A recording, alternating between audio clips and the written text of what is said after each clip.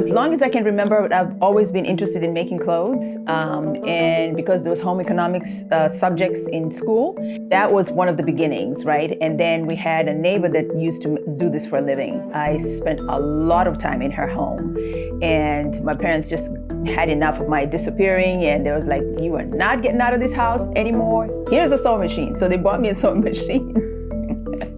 And it just grew from there. So my interest in just honing my skills just went on, to where I am today.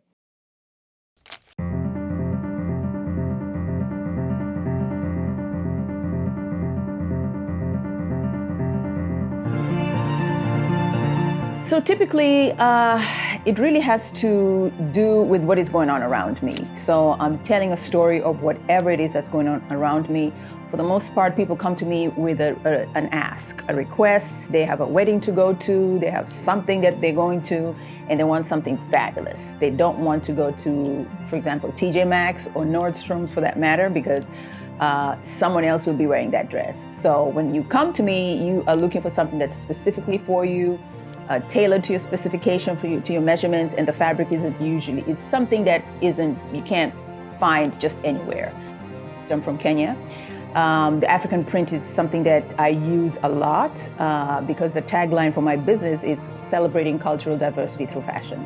So I'll use Western silhouettes, but I'm using African prints. So we marry those two places together to create what we have in this store.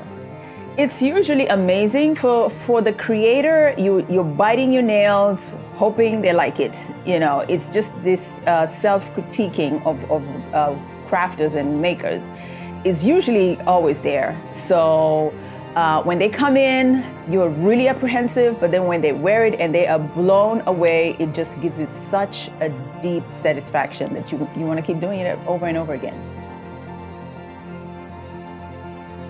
I have always also dabbled in a little bit of art, but I don't call myself an artist like that, using canvas. But because of the fabric itself and my need to hold on to everything, like, oh, I could make something with this, so I was like, you know what, let's use the remnants of the African prints specifically and create abstract art, because I'm not really good at, the fine art of sketching someone's details on the face and stuff like that. So abstract is what I like to do, and so that's what we do. So sustainability of the things that are around us is a big thing here.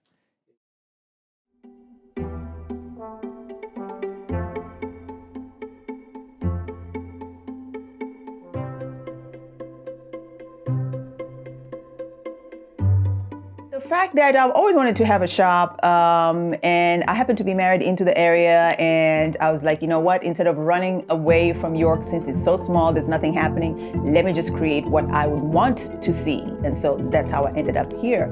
And also because it's not as expensive as it would be had I been in New York. So yeah, so that's one thing. I would like them to know that I can create just about anything they see. If you see something on, for example, Michelle Obama, and you don't have her budget, then we could always do something that's going to be conducive for your pocket. It also gives me a chance to be able to produce something that you really, really want. So we can always replicate something for you. We also have a lot of people have started coming to me for sewing lessons. So it's a dying art, but there's a lot of people that want to be able to create something for themselves. So I teach adults and young ones as well. So telling the story of what this person wants, or my own interpretation of what it is I want to discuss about where I come from, my heritage. And so that is how it comes about, from your head to actually looking at something that's on someone.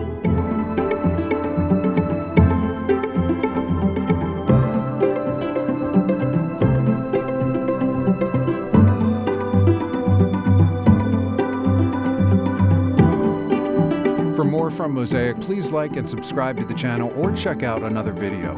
To help support this project, please visit witf.org/mosaic.